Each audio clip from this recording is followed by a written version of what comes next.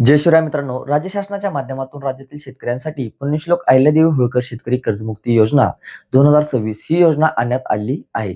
परंतु या योजनेअंतर्गत घालण्यात आलेल्या काही जाचक अटी आणि निकषांमुळे बरेच असे शेतकरी कर्जमाफीच्या किंवा कर्जमाफीपासून वंचित राहतील किंवा त्यांना हवा तसा तेवढा लाभ मिळणार नाही.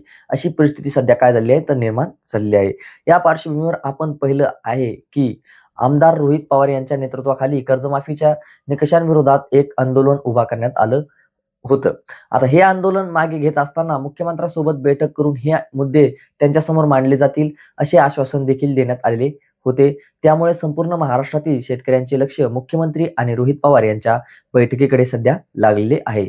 ही महत्त्वपूर्ण बैठक आज पार पडली. पीक विम्याच्या प्रश्नावर आज उपोषण करणारे काँग्रेसचे आमदार रोहित पवार, जितेंद्र आव्हाड आणि विरोधी पक्षांचे काही इतर महत्त्वाचे नेते या बैठकीला सध्या काय होतं तर उपस्थित होते.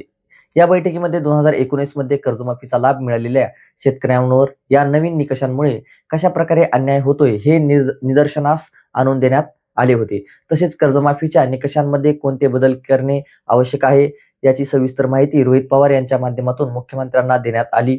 यावर मुख्यमंत्र्यांनी सकारात्मक प्रतिसाद देत जर बदल करणे शक्य असेल तर ते नक्की केले जातील असे आश्वासन देखील त्यांनी दिले होते.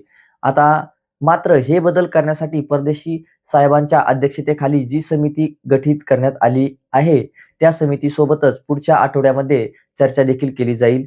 या चर्चेत अंती जर काही निकष शिथिल करता आले तर त्या संदर्भातील अंतिम निर्णय त्या बैठकीनंतर घेतला जाईल असे देखील मुख्यमंत्र्यांनी स्पष्ट केले.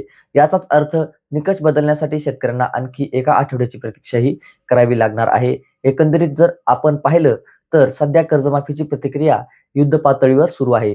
शेतकऱ्यांची माहिती अपलोड केली जात आहे आणि डेटा देखील सबमिट करण्याचे काम वेगात सुरू आहे.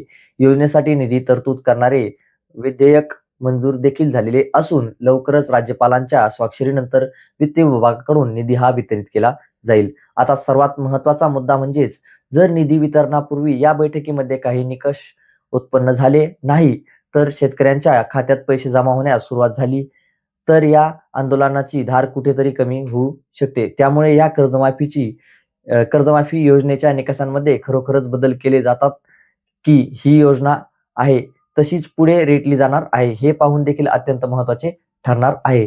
या संदर्भातील जे काही नवीन अपडेट्स येतील ते आम्ही नक्कीच तुमच्यापर्यंत पोहोचवण्याचा प्रयत्न करू. भेटूयात पुन्हा नवीन माहितीसह नवीन अपडेटमध्ये. तोपर्यंत धन्यवाद.